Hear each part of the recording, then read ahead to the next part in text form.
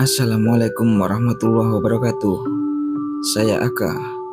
Selamat datang di channel Aka Misteri, sebuah channel yang akan membahas hal yang berkaitan dengan santet, teluh, peristiwa, urban legend, atau yang lainnya yang berkaitan dengan horor.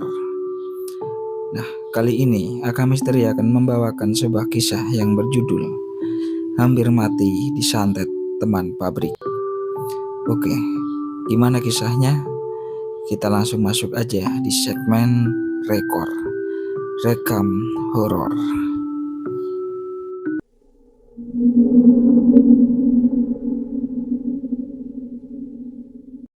Santet adalah ilmu untuk mencelakakan, menderitakan fisik, atau menghilangkan nyawa seseorang dengan cara gaib. Nah, hal seperti ini pernah dialami temanku sendiri. Sebut aja Panji, asalnya dari Jawa Tengah, yang ngerantau ke Jawa Barat selama hampir lebih 2 tahun. Awalnya Panji gak pernah nemuin tuh masalah yang berkaitan dengan hal-hal mistis. Sampai suatu ketika dia kedatangan karyawan baru di pabriknya. Sama-sama dari Jawa Tengah, jumlahnya 3 orang, Ferdi, Akbar, sama Reza. Aku gak akan ngebahas si Ferdi karena gak ada di dalam cerita. Nah, saat alarm masuk pabrik bunyi, semua pada kumpul di area kerja, termasuk Panji. Saat sesi briefing, leadernya Panji ngenalin tuh 3 orang karyawan baru, Ferdi, Akbar, sama Reza. Perkenalkan, saya Reza dari Jawa Tengah. Perkenalkan, saya Ferdi dari Jawa Tengah. Dan perkenalkan juga, saya Akbar dari Jawa Tengah.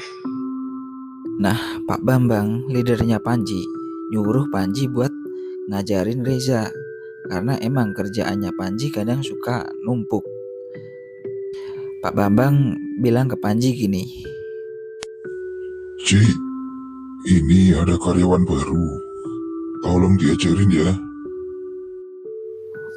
"Oh iya siap Dor, aman kalau itu." Singkat cerita, gak kerasa udah 2 minggu si Reza kerja di situ. Nah, sifat egoisnya mulai kelihatan tuh. Saat Panji kerjaannya lagi numpuk, Reza ini malah ngilang, gak tahu kemana. Dan waktu coffee break, ketemulah si Panji sama Reza. "Za, tadi kamu kemana? Kok malah ngilang?" Ya, sorry Ci. Tadi kan aku lagi ngobrol sama teman-teman di sana. "Lain kali, jangan kayak gitu. Kalau barang lagi numpuk, ya kamu harus bantuin aku." Iya, ya. 1 kali 2 kali diingetin kayak gitu malah gak berubah tuh si Reza. Kayak gini malah ngebuat Panji geram banget sama si Reza ini. Sampai puncaknya, lagi-lagi kerjaannya Panji ini numpuk, dan kayak biasanya Reza malah ngilang tuh.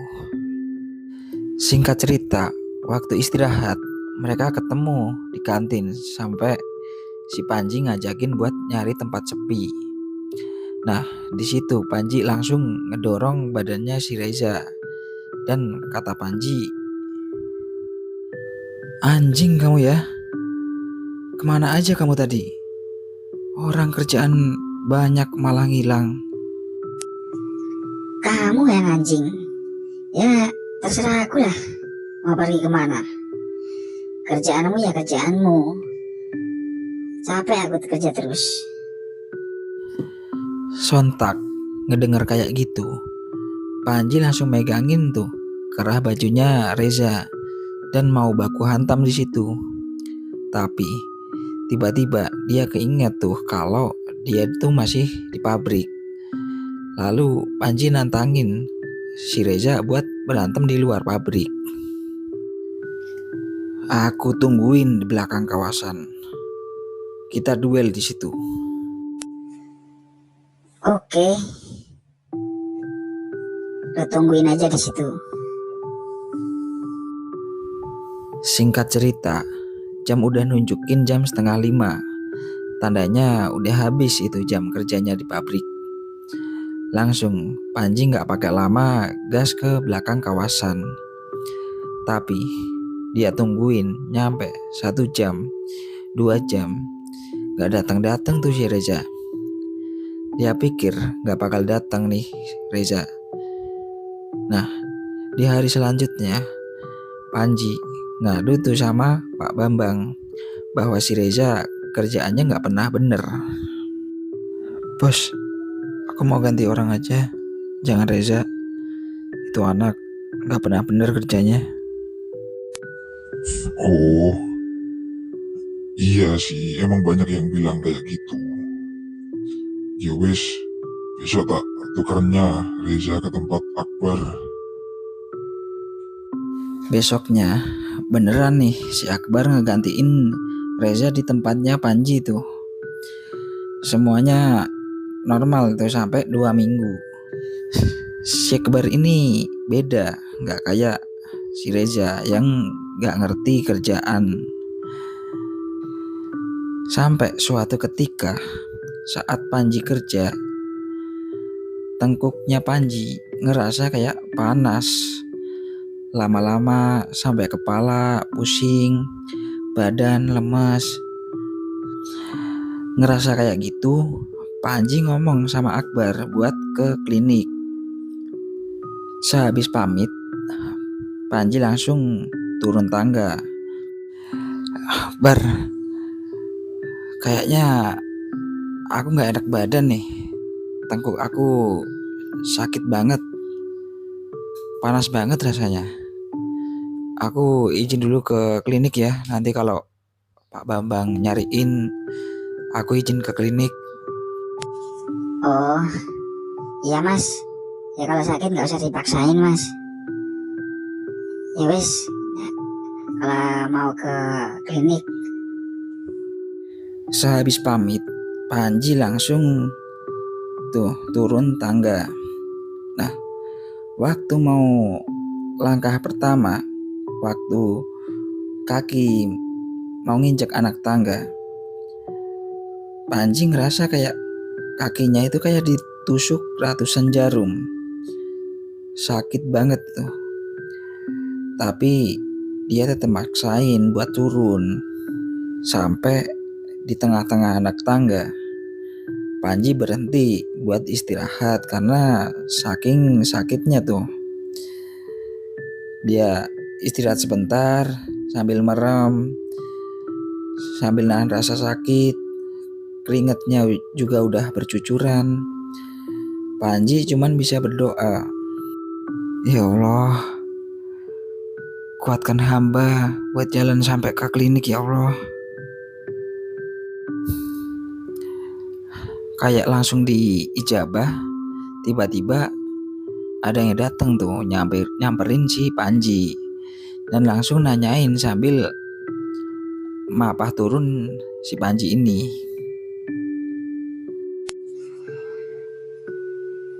Kowe kenapa Ci?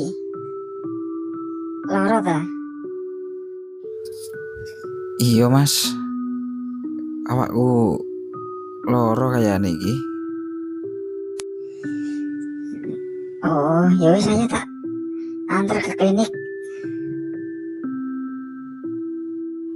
Sampai di klinik, tiba-tiba Panji langsung pingsan. Sadar-sadar dia udah ada di kontrakan sama temennya. Sebut aja teman satu kontrakannya Panji ini Doni. Nah, Doni ini bilang sama Panji tadi udah diperiksa sama dokter. Tapi kata dokter, Panji ini cuma butuh istirahat. Nah, malamnya bukannya membaik, malah nambah parah. Sampai makan, berak, mandi pun harus dibantuin sama Doni. Singkat cerita, besoknya juga gak ada tanda-tanda mau membaik nih. Malah semakin buruk. Semua badan Panji kayak ditusuk jarum. Terus kayak ada yang keluar masuk nih di badannya Panji. Doni pun sampai ngerelain gak berangkat kerja demi ngejagain Panji.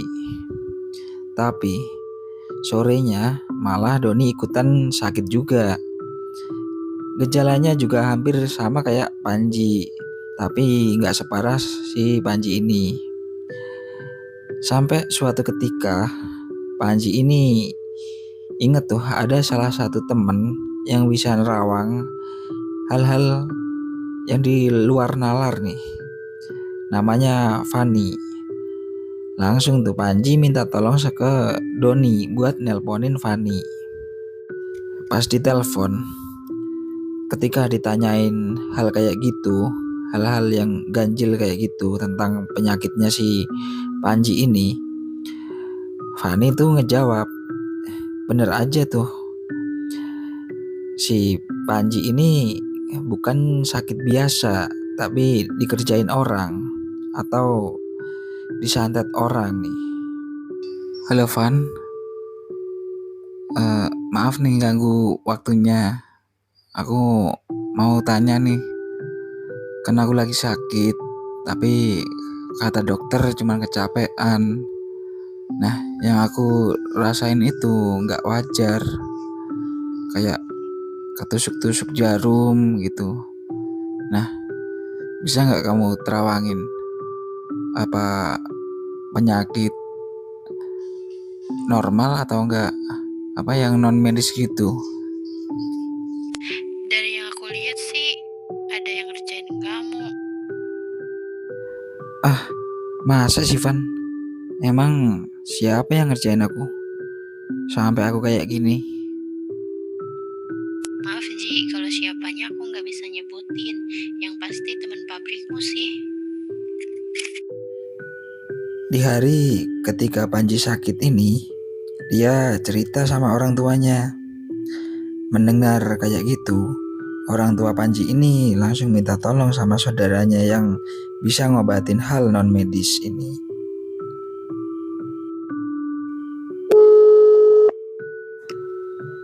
Halo Pak, pripun kabarin jenengan kali Ibu?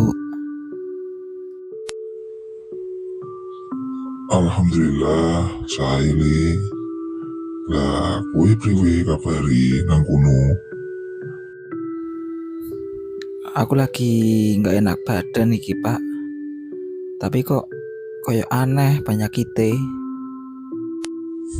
Lah, emang sakit apa li? Apa sing dirasake? Koyo ditusuk-tusuk jarum niku lho Pak. Niki aku karo koncoku. Lah maleme iku koyo ana sing mlebu metu nang jero awakku. Waduh, lah iku tanda-tanda santet kue li. Sik, tak ngomong karo simbahmu, ben ditambani saka kene. Singkat cerita, malamnya Panji ini ditelepon sama Fani. Halo Ji, gimana kabar kamu sekarang? Udah baikan? Masih sama aja Van, badanku masih sakit semua. Aku juga kena nih Ji, badanku sakit semua. Itu yang ngerjain kamu, orang yang baru kamu kenal di pabrik namanya Reja. Jancuk, emang ya orang itu. Aku kira masalah kemarin udah selesai, tapi malah bikin kamu, aku sama si Doni hampir mau mati. Nah, sehabis teleponan sama Fani, gak lama Panji tuh kayak ngerasa mau mutah nih sama si Doni. Nah, mereka itu muntahin darah kental. Doni ini cuma sedikit darahnya, sedangkan si Panji itu lumayan banyak. Tapi anehnya sehabis mereka mutah, badan mereka jadi lebih enak tuh. Keesokan harinya udah lumayan tuh seger lagi badan si Panji sama si Doni. Dan mereka pun maksain buat berangkat kerja karena udah 3 hari nggak kerja. Nah, sewaktu kerja itu normal-normal aja, nggak ada masalah sama siapapun, termasuk si Reza. Nah, sewaktu pulangnya, Panji ini ketemu sama Reza, tapi Panji cuma diem aja. Nah, waktu nyampe kontrakan, Panji ini nelpon Fani.